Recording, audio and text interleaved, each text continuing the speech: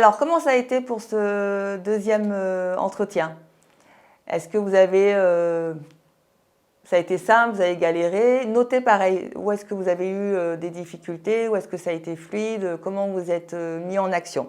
Donc, pour vous donner une idée de se corriger, c'est encore pareil. Hein, on s'appuie sur les faits qu'on vous donne, mais encore une fois, on est dans l'accompagnement. Il peut y avoir d'autres choses que vous avez imaginées, élaborées, qui peuvent être pertinentes aussi. Hein.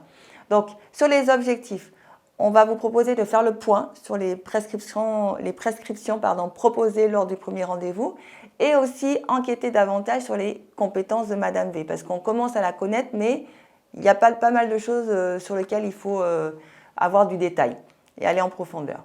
Donc, ça, c'est l'idée. Ensuite, on vous a demandé de redétailler les infos supplémentaires. Donc, vous savez qu'elle a déjà gardé des personnes âgées. Ça peut être intéressant pour la suite. Ça peut être une source d'idées pour un métier. Qu'elle a aussi sa cousine qui peut l'aider. Donc, voilà, c'est des infos importantes. Qu'en est-il pour la suite?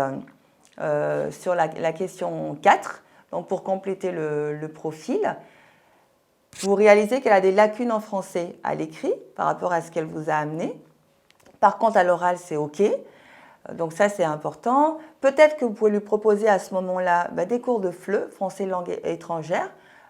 Les Restos du Cœur, par exemple, peuvent le faire. Il se trouve que dans votre secteur, ils le font le mardi et le jeudi de 14h à 16h.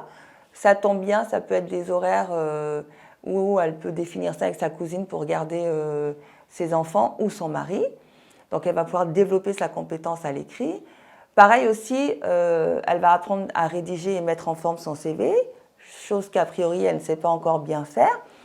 Et aussi peut-être découvrir des métiers qui sont liés au service d'aide à la personne, à la maison de l'emploi, qui n'est pas très loin aussi. Et puis pour le troisième rendez-vous, qu'est-ce qu'on peut lui proposer?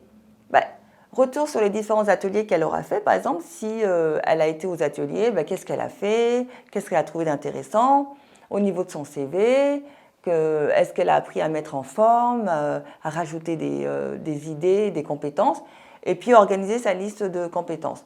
Ce sont des idées, hein, donc vous pouvez aller encore plus loin.